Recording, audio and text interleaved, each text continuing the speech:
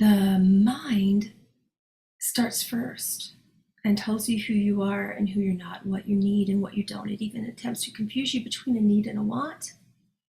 It even attempts to tell you that if you do connect to breath, that something's going to go wrong. So what we're here today is to talk about all the different tools, and we're going to get really personal. I'm going to call some people on screen. I'm going to ask you to put down your walls, trust your guidance, come on screen with me. We're going to go over some basic tips, and then when I get you on screen, we're going to get really, really real with these tips. Who's down? You're like,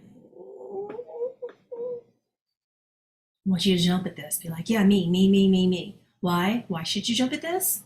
Because everything that you could possibly be afraid of about yourself, others, or your environment is no longer. If you want to get out of fear, this is the class. If you want to live outside of fear and be guided by it, as opposed to pretending it doesn't exist, then this is the class for you. All right, so I have put down a lot of notes for you about some of the tips, because your mind is a program. The brain likes to tell you that it rules everything, and physiologically speaking, it kind of does. But it needs the heart, also physiologically speaking. That's not a metaphor. Everything that is literal in this world is also a metaphor, and I'm helping you to master both. What's real, what's not. But you must know the differences between what's real and what's not in order to really master this. ACIMers are like nodding at me right now. Oneness teachers, you understand what I'm trying to say. But what I would like to teach you is to master spirit embodiment. When you do that, true transformation can occur. So what is true transformation? If you want to transform your life and the way that you've been responding to yourself and your current overwhelm, panic, anxiety sufferers, depression sufferers, you have to come to a point of understanding that your truth has been somehow hidden. With everything that we're experiencing in this world right now, I'm not going to say it's unprecedented, it's just finally uncovered for the first time in a very, very long time. Are you guys tired of hearing unprecedented times, unprecedented this, and unprecedented that? This isn't a political class. This is a sovereignty class. It seems most people are willing to fight for something that they don't even understand. True transformation, what is it? Now it's time for you to go ahead and get out your screenshots for those of you who like to do that, so that you don't have to go through the class later. True transformation, because your brain is a program, we got HTTPS. You cannot typically program things, say if you are attempting to even go to a website. You want to go straight to www. Everybody always does, right? But technologically speaking, both in the world of IT and in the world of your brain and body, you actually cannot. HTTPS is what comes first. When you want transformation, when you want to get somewhere in knowing your truth, you have to hear it. Hearing truth transforms pain simply. So in other words, these processes aren't going to be complicated today. You know, that whole KISS theory, keep it simple, silly. Yep, we've got to keep things simple. Hearing truth transforms pain simply. How do you hear your truth? Don't worry, we're going to get there very soon. So once you understand that you're programming your mind and your body to actually hear and feel, so that you know, not the opposite way around. You won't know your truth before you feel it, and you're not going to be able to say it before you feel it. You're not going to be able to do it before you say it, before you feel it, before you think it. Am I really throwing you off? Don't worry. You can't know something before you feel it as empath. You are programmed for clairsentience. That means clear feeling, whether that be a physiological feeling, A heart-based knowing comes first for empaths, healers, channels, clairsentients all around the board. If you're overwhelmed, chances are you are attempting to do the opposite. You're attempting to jump into sovereignty, climb the Himalayas before you even get to base camp, and that base camp for you is feeling spirit. We're not going to teach you yet to feel your body, although we're going to get there. First, we have to understand how spirit feels when it begins to embody. In order to do that, you must recognize your wholeness. Okay? Wholeness welcomes the who. Who of what? Who I am. By the way, no one gets to question who you are but you, and no one gets to tell you who you are but you. Rule number one. When anyone or anything does that, that's going to really, really trigger you. That feeling there, when they try to tell you who you are, or when you try to tell others who you are, who they are, you can tell them who you are, but when you attempt to tell others who they are, how do they respond? Or, right? For those of you who didn't see me, just get that sound effect for a minute. It's like a prison wall. You put that down around yourself, like just a cell just came down. Why? Shielding, you think that's shielding. You don't like when people tell you who you are. Why? Because you want to hear your own truth. You want to transform your own pain. You don't want to hear theirs without knowing yours. Also, when they're attempting to tell you your truth and you don't know what your truth is, and if they're right, that too triggers you. Crazy, huh? But that's how the spirit works. That's how the spirit embodies. It tells you what's true and what isn't for you, and your immediate physiological and emotional defense is to put down a wall or blast them. So you shut down and shut in, or you tell them to shut up, shut in or shut up. Those are the two things that happen, right? This is an interactive class. Feel free to respond. I'm watching the chat very closely if you have questions about that. The second step of awareness, don't worry, I'm not just giving you things you can't do. I'm going to teach you how to actually put this into action, but you have to be aware of what you're putting into action first. Wholeness welcomes the who I am. This is your WWW. You can't get to where you want to go. You can't actually transform without commanding the mind. And how do you command the mind? With the breath. Okay? The breath will command the body will command the mind. And then the mind will begin to operate as the heart's servant, not its master. Until you do the tips in this class, it's hard. It seems like it's the opposite way around. It feels that way sometimes, right? So in order to program what you want, you have to know who you are. You have to welcome wholeness. You can't operate in a state that's not whole all the time and, feel upset when you feel fractured. You see? And then finally, this little part, after the www and the website search bar tool, you typically put in whoyouare.com. What does com mean? The compassion of me. That's where you're going. Everything that you identify yourself with has to do with a need. In order to master this, you need to recognize that you have needs that deserve to be met. Why? Because of wholeness and because of the who. You are an eternal being. The light of God is your sovereignty. You don't have to betray who you are all the time, right? Everybody like those little acronyms? They're fun, huh? I'm going to put it over here in case you have questions about it.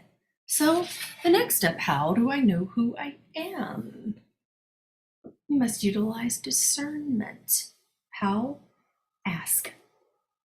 Ask, ask, ask. What is discernment? Discernment is finding spirit embodiment. Okay?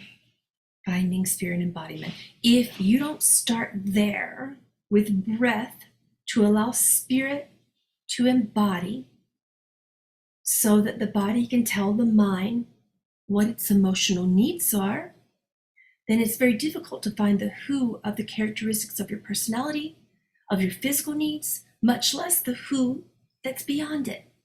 So we're going to start a little bit opposite. Typically, I would go into the spirit inquiry of asking you to still your mind so that you can say, who am I? Which is a direct inquiry process of the late beloved Guru Sri Ramana Maharshi. But many people can't get past that mind. They can't silence that mind or that body long enough to really listen to spirit so that it can tell you who you are. However, when you can find your sacred word, okay, everybody has a sacred sound.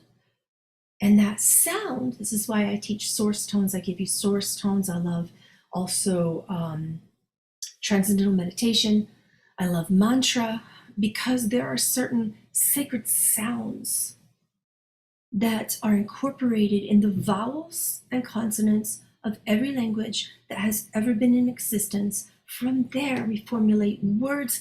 Those sacred words that we use should be in deep alignment and expression of our needs. Notice I didn't say wants, I said needs, and of our sovereignty.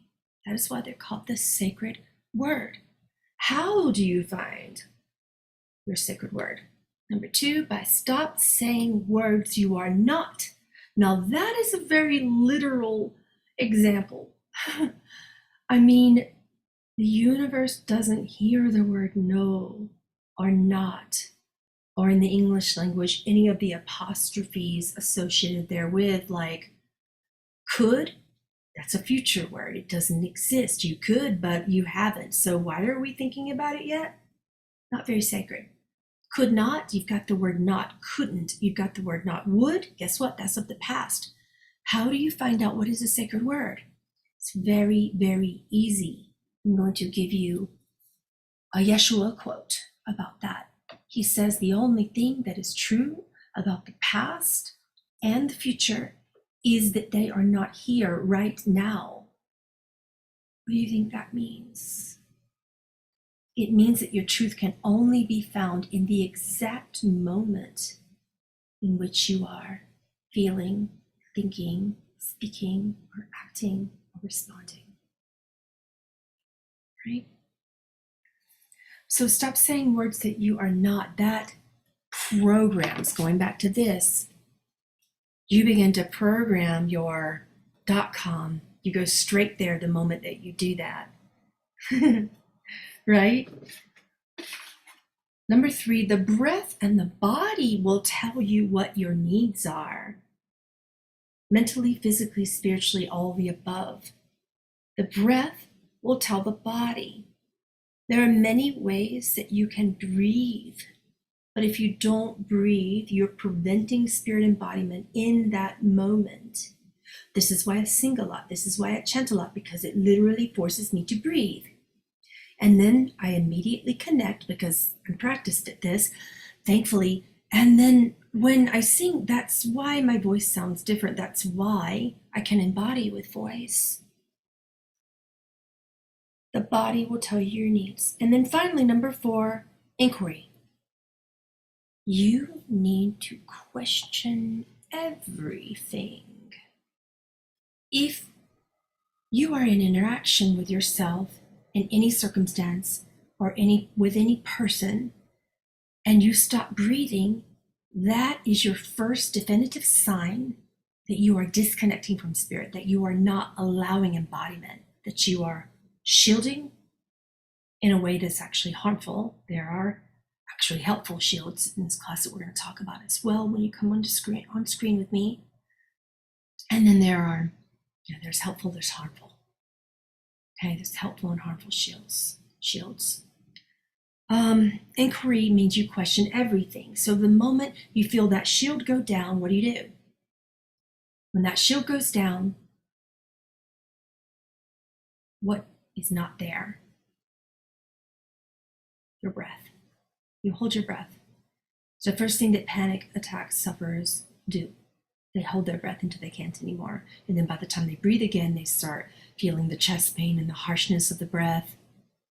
So they internalize, shut down, and then there's many types of responses from fear, and that's just one or two ways. So you need to question everything. That is your first tool today. We're going to talk about inquiry.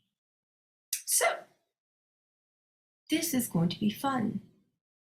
We started with inquiry. We have many, many tools to get you into understanding your tool belt. All right. Here is your tool belt. For those of you who like screenshots, you've heard all this before: shielding, purifying, cleansing, grounding, and protection. This is ultimately your tool belt, but so many people talk about this, particularly in New Age teachings, without telling you exactly what that looks like. So then people have different tools like visualizing that they are the roots of the tree, visualizing that they are grounded. Okay, great. And where are your needs? Where is your sovereignty? Who are you? We can't just do any of these practices. I could give you all of the sacred shapes in the world, and if you don't have a practice that tells you who you are, what you need, recognize these questions, the WWW. Who you are, what you need, where's your wholeness? WWW. Who are you need? Who are you? What do you need? And where is the wholeness? Not just where's your wholeness, where is the wholeness in the entire situation? You can't have grounding, shielding, cleansing, purification, or protection without understanding the WWW, the 3 W's. This is why in marketing we say, who are you? What do you do? Why? I'm not too keen on that in this practice. You do not need to explain yourself to anyone. No, it's a complete sentence with period. Right there. Right? So is yes. And sometimes yes should be followed by an explanation point. You should not say yes if there's any or any or maybe, or let me think about it. Yes is like a yes, the end, exclamation point. You should feel excitement. Your breath should still be stable, not nervous and all over the place when you say yes to anyone, including yourself. If you do not feel absolute joy when you are saying yes to something or someone, why in the hell are you doing it? Do you know that society has been programmed to say yes to no so many times? We are saying yes to what the heart says we should be saying no to. We are saying yes to no so often that we made ourselves sick so that we could learn to say no to our yeses and yes to the nos. Isn't it brilliant what we did to ourselves there? That's the sickness. We're saying yes way too often. We're saying yes to other people's yeses and yes to our own no's. Now, there's another side to that. Many people are so used to that, in order to break it, the mind says, you just need to say no to anything and everything because you don't know who you are. Okay, point well made, ego. However, we do not need to know the why. We do not need to know that yet, that whole who. The only thing we need to do is to embody spirit. Spirit is what? In all the things, all the elements that create both humans, animals, plants, and everything that ever existed. What is spirit? Spirit is breath.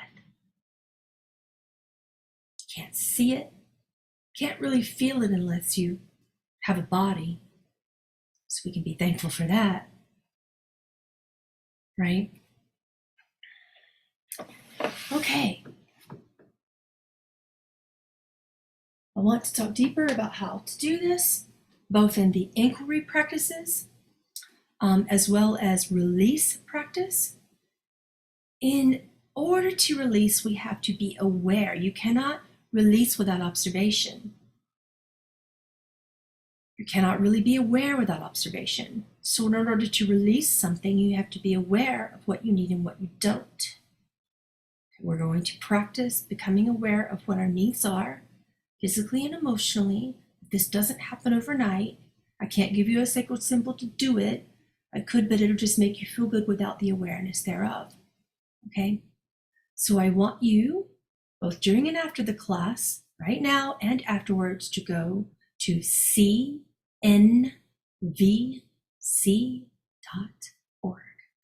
I've been playing around with this for you in the official Pamela Aaralyn community everywhere for a while now, and there's a reason it leads up to this class. Everything that I ask you leads up to something I'm about to teach you. So I'm going to type it out, cnvc.org. This is the most complete. As a matter of fact, I will just type the whole thing in the chat. It's under training and resources. Some very aware person made this for you. Whenever you feel something, can you breathe and then ask yourself, what do I need? Okay, that's one way to do that. That's one way to let the breath embody your emotional or physical need in the moment. So all of these needs are based upon the most primary, and they're very primal, and they're also very spiritual, both primal and spiritual needs for the majority of the human conscious collective. So there are very many little needs kind of categorized underneath the bigger needs, but the bigger needs are connection, physical well-being, honesty, play, peace, autonomy, and purpose. What do I mean by that? Life purpose. Okay? I think Sean's cat's typing on the keyboard again. Don't mind it.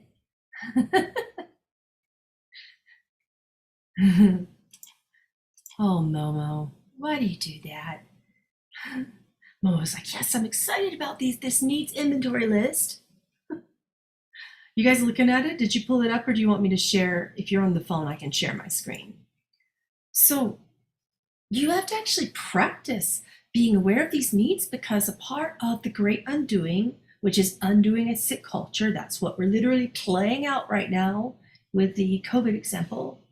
We're healing and returning to our wholeness that we are. So I'm going to share my screen for people who don't see this right now. All right. Hopefully everyone can see this. Okay. All right. Here we are. Here are the four. Connection, right? Physical well-being over here. Honesty. Sorry, I forgot to put that down there. Or maybe I did. Play, peace, autonomy, and meaning. So look at this. Under connection, the needs are acceptance, affection, appreciation, belonging, cooperation, communication, closeness, otherwise known as intimacy, guys. Community, that's us. Yay. Companionship, our friendships, right? Compassion, such a big need. Consideration of ourselves and others. Consistency. That means, guys, that the body doesn't get to tell you what it needs without the breath commanding it. Therefore, you won't be consistent. If you tell yourself, well, I really don't feel like it. Body says no to yoga today. Well, did breath say yes? Do it anyway. I'm going through that right now. Empathy. So missing in today's society right now, this empathy and compassion. Inclusion. Guess what? In oneness, there are no exclusions. Everyone that you see is you.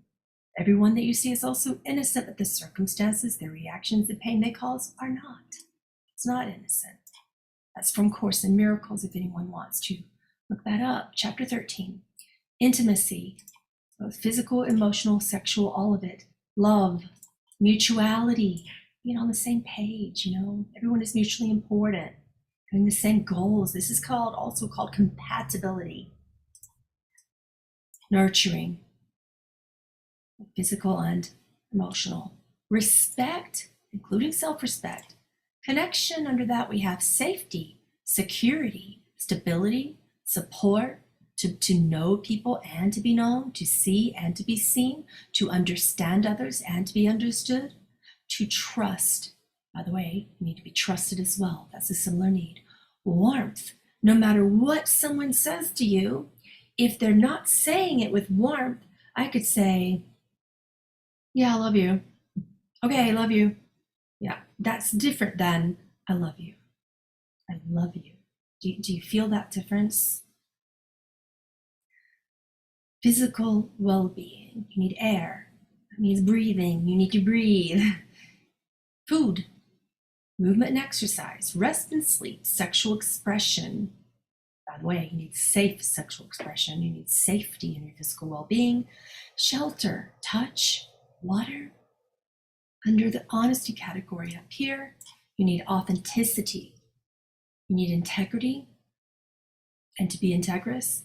You need presence and to learn how to be present for others. It goes both ways. Under play, you need joy. You need laughter. Under peace, you need to see the beauty in all things. You need communion, both with nature, yourself, and others. You need ease. Now, let's stop that because the mind will say, oh, I definitely don't have that right now. Maybe, and that's because the mind creates great difficulty when you do not understand what you need. The mind actually fights against everything you feel, say, and do thereafter. Why? Because the mind is just an indicator that you're in alignment with yourself, that you're in alignment with God's light within you, or that you're not. When you don't feel ease, you're not. Therefore, we can do all of these practices to feel more ease. How do we do that? By recognizing when we're not. When we're not, we've somehow betrayed the light of God within us. We've somehow betrayed our own needs. We've somehow betrayed who we are, what our needs are, and our entire wholeness. And it's up to us to undo that. We're doing that as an entire collective right now. Under peace, we also need equality. Don't get political on me, please. You and you alone are responsible for how equal you feel. Only a whole person can recognize their sovereignty and say, I am free and I am equal to all beings, not above or below. And that's not going to be dictated by what your government mandates or doesn't, or what it tells you to do, whether you can get on a plane or a restaurant or drink your coffee right now publicly, right? Your freedom is up to your recognition of wholeness and equality, which is, by the way, your responsibility. What does responsibility mean? It only means the ability to respond as God. When you are responding as God, as your light, nothing can contain you. Nothing can make you not free. Nothing. Try to tell me otherwise. This is like freedom is one of my biggest beliefs of all time. When I talk about freedom, you can just feel that yes in my whole soul. I'm like, yes, we're free. And you can't tell me otherwise. There's nothing you can do to tell me otherwise. Inspiration. It is an actual need. You need to feel inspired. You have a need. Why? Because typically you won't go over here to meaning and purpose without feeling that. These practices will help you with that inspiration, help you if you feel like you've lost it in any particular moment to regain it and regain it quickly. You need order. What does that mean? Get up and go to sleep at the same times daily. Eat. If you can't eat at the same times, at least eat in a way that's comfortable and healthy for the wholeness of your form. You need a certain schedule that's conducive for your physical and mental and emotional well-being. Autonomy. You need choice. And again, because you already are free, which is a basic need, no one can take it from you. It is your choice to feel free. Why are you free? Because you have your thoughts. You have your thoughts. That is the ultimate freedom. They are yours to choose how you feel, what you say, what you do, and then how you react to what others think, feel, say, and do. Right? You need choice.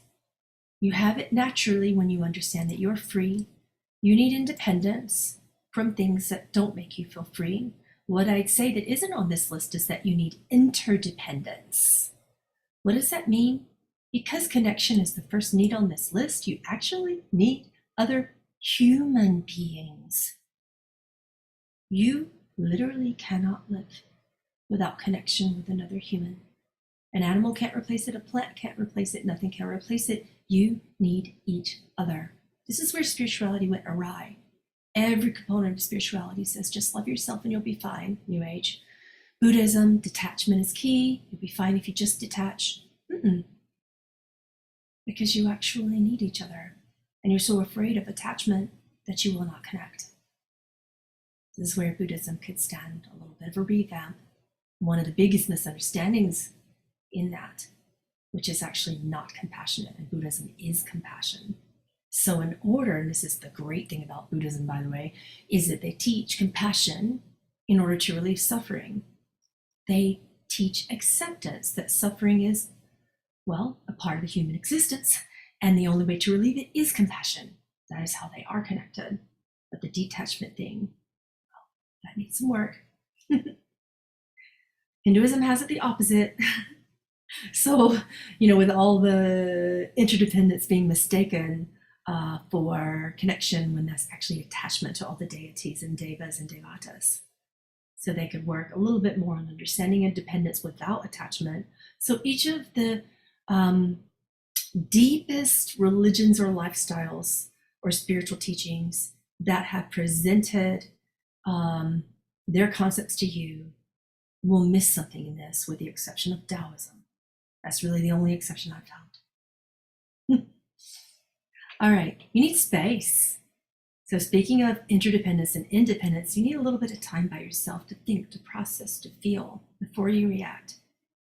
The deeper you connect with yourself, you will literally need zero space from others. I know, when you're really fully spiritually embodied, this is the only one thing that I disagree with on this list. You can be in complete space and enjoy it and simultaneously not need it. That if others are around you all the time, the space is in here. The space is completely felt. It's called presence. It becomes something different. You need spontaneity. So along with a complete structured schedule, this may sound like a contradiction. You also need to be able to change it, but not so much that you become completely disorganized and sort of afraid. You need purpose. So up here on this chart, awareness. You need to celebrate life. You need challenge. Why do you think things are so hard right now? Because you're masters, and masters need a greater challenge versus a smaller one. You need clarity, that you can only give it or receive it with discernment. You need competence. If you want competence from others, you must also show them in. You need consciousness. That's obvious. We don't need to talk about it. You need what you already are. Awareness can give you the realization of that. And it cannot give you it. You cannot provide consciousness as a gift because you already have it. This is why I don't say the path is within, go there. There is no path. You're there. You are there. You don't need to travel or do anything to get to the beauty and glory and wholeness of what you are. So it's not about going within. You are that. You are everything that you're already seeking. The realization and awareness brings you into the light of consciousness. True? You need creativity. Why? Because you're very bored individuals when you focus a lot on the mind. You need discovery. You always need to learn and be humble enough to say that I am a student. Even if you're a teacher. Something I learned in this lifetime very recently is to say I'm always a student, no matter what. Efficacy, right? Effectiveness, growth, hope. I already talked about teaching and learning. Mourning, by the way, that's a need. You need to be allowed grief. You need the space and the presence to grieve. You need the support to grieve. You need teamwork and participation. You need to participate in things. There's nothing that makes me feel more joyful than seeing people work together. Isn't it so great when you watch something on YouTube or somewhere, and you see like little ducks trying to cross the road and humans helping them and stopping traffic, and the animal kingdom participating, the firefighters saving the kittens? Why does that get to you? Because they are participating in what? In each other. They're participating in compassion. And again, life purpose, self-expression. You need stimulation.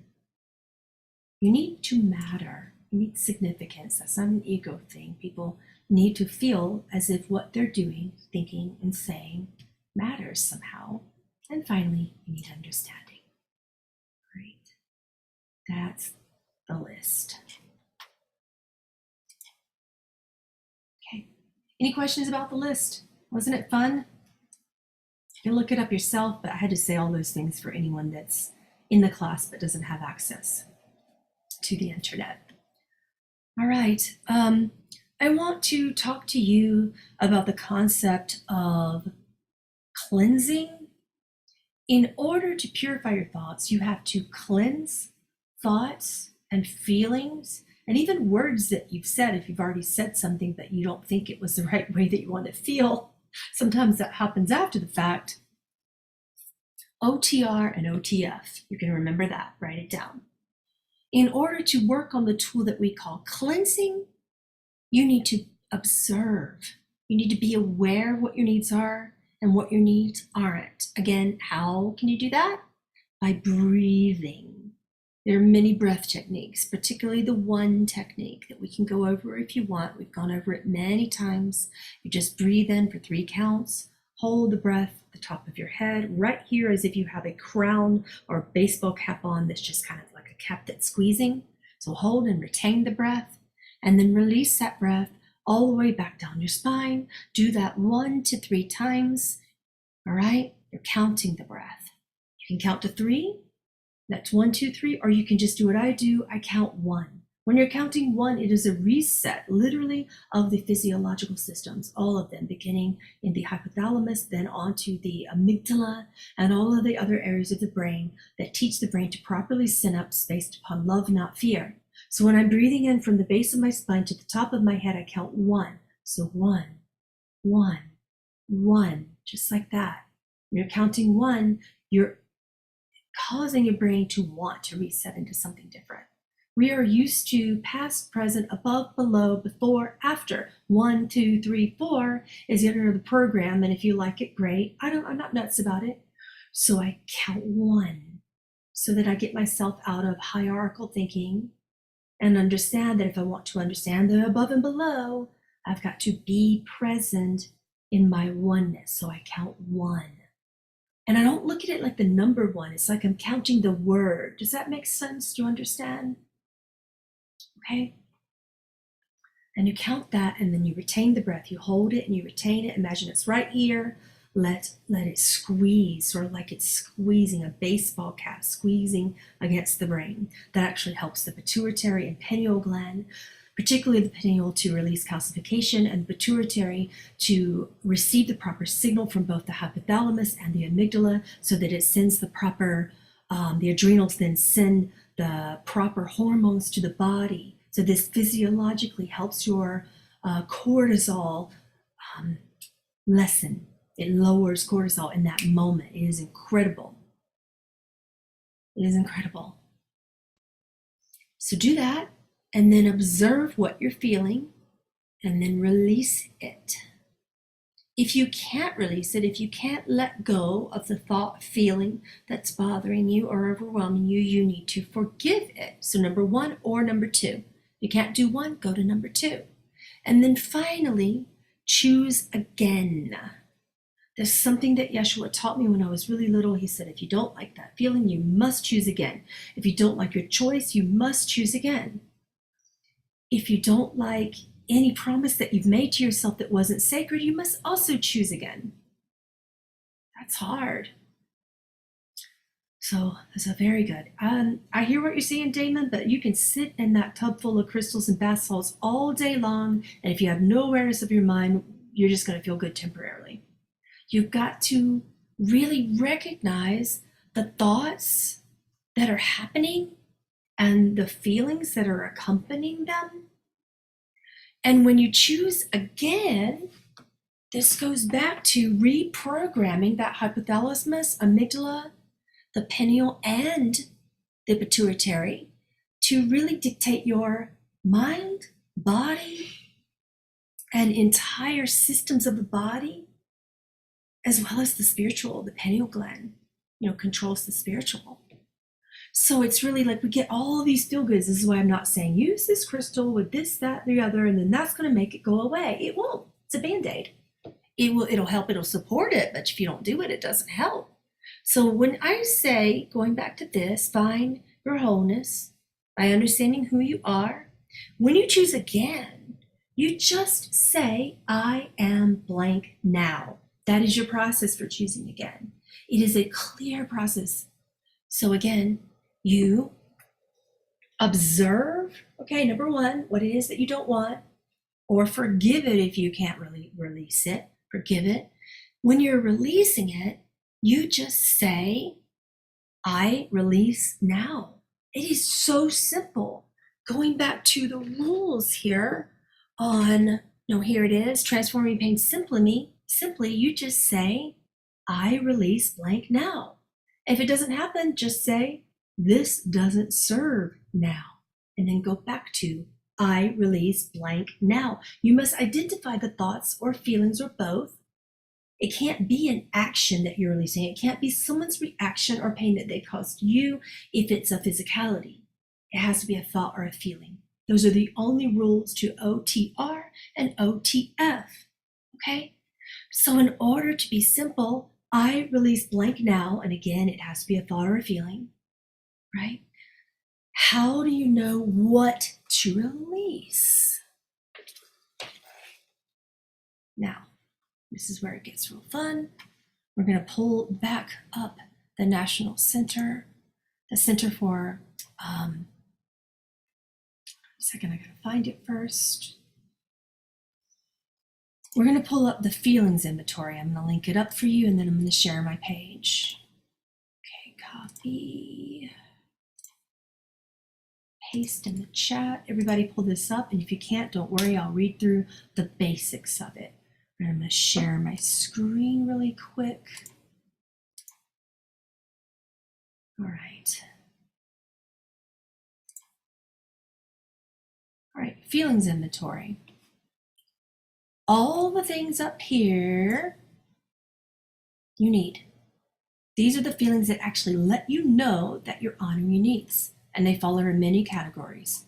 When you feel affection, when you feel engaged or excited, when you feel confident, right? When you feel grateful, when you feel inspired, when you feel joyful, when you feel exhilarated, absolute bliss, when you feel peaceful, or when you feel renewed or refreshed. That's how you know that you're in the right feeling state to go ahead and choose. So this is what you're choosing, this whole category here, all right? The feelings that you feel when your needs are satisfied, this right here, all this is what you're choosing, all right? When you put in that .com, that who am I? This is what you need to release before you choose. All of this, the feelings that you feel when your needs are not satisfied. You need to be aware, and the only way that you're going to be aware that you're feeling that is by breathing. So we're going to do the one process, and then you're going to ask yourself, what do I feel? It's really very simple.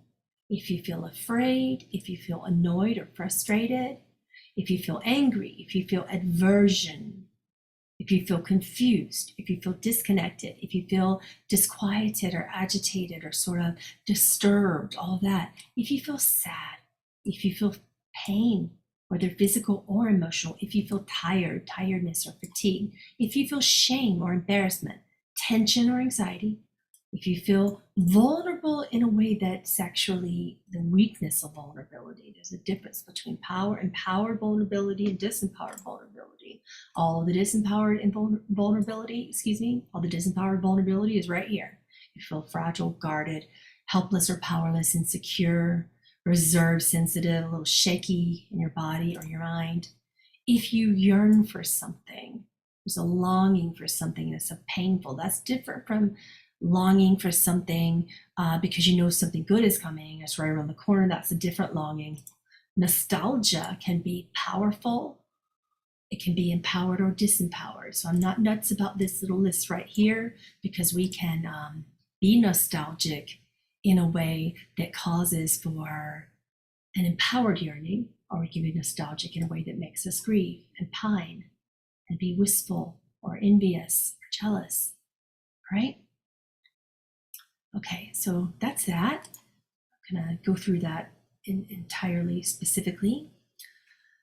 Back to this, that's how you do number 3, observe and then forgive. If once you do that, you can observe and release. Choose again. You have to use your tools: breath, inquiry, and compassion. Compassion is a natural tool. It will become very, very easy for you to exercise that, but it doesn't happen right away. If you don't breathe, you won't even ask yourself or others questions.